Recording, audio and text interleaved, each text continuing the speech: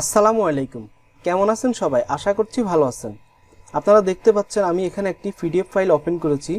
তো এই PDF ফাইলটাতে total 13টা document save আছে। তো আমি এখান থেকে 5টা ডকুমেন্ট আমার ইমার্জেন্সি এখন প্রয়োজন। তো আমি এই 5টা ডকুমেন্ট এখান থেকে কিভাবে আমি শুধু 5টা ডকুমেন্ট আমি কিভাবে সেভ করব সেটাই দেখাবো।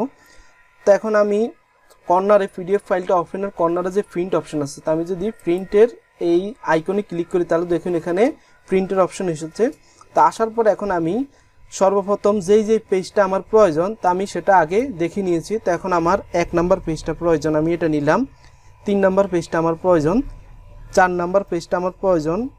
আমি প্রত্যেকটা পেজ কিন্তু কমা দিয়ে দিয়ে সিলেক্ট করে নিচ্ছি। দেখুন 6 নাম্বার পেজটা আমার প্রয়োজন এবং 9 নাম্বার পেজটা আমার প্রয়োজন।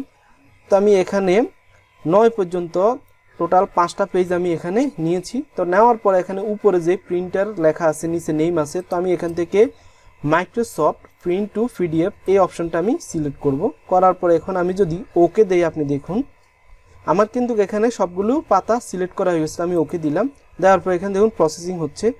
হওয়ার পর আমি ডেস্কটপ সিলেক্ট দিলাম, এখানে আমি নির্দিষ্ট একটা নাম লিখে দিলাম ফাইল লিখে এখন আমি যদি সেভ করি, দেখুন ফাইলটা কিন্তু আমার সেভ হচ্ছে। দেখুন এই ফাইলটা আমার এখন আমি যেই কাজটা করেছি এটা আমার সেভ হয়ে গেছে। তো আপনি খেয়াল করুন এই যে ফাইল লেখা, এটাতে আমি 5টা পেজ দেখুন 1 থেকে 5, 1 2 3 4 5 এই 5টা পাতা এখন আমি সেমভাবে আবার পিডিএফ ফাইল আমি সেভ করে নিয়েছি।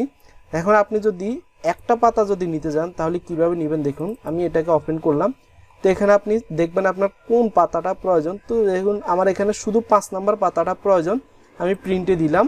দেওয়ার পর এখানে আমি যে কাজটি করব, এখানে পেজেসের মধ্যে ক্লিক দিলাম, দেওয়ার পরে শুধু অনলি 5 দিলাম, যে পেজটা আছে এটা দিলাম আমি। দেওয়ার পরে এখানে সেমভাবে আমি মাইক্রোসফট প্রিন্ট টু পিডিএফ এখান থেকে আমি যদি এখন খেয়াল করুন Microsoft print two PDF page number 5, তো আমি এটাকে এখন যদি এখানে ওকে দেই তাহলে দেখুন এটা প্রসেসিং হচ্ছে। হওয়ার পরে এখানে F-1 দিলাম। এখন আমি এটাকে ডেস্কটপে সেভ দিলাম, এটা সেভ হয়ে গেছে। তো আপনি যদি এখন খেয়াল করুন দেখুন এই পাতাটা শুধু আমার এখানে সেভ হয়ে গেছে।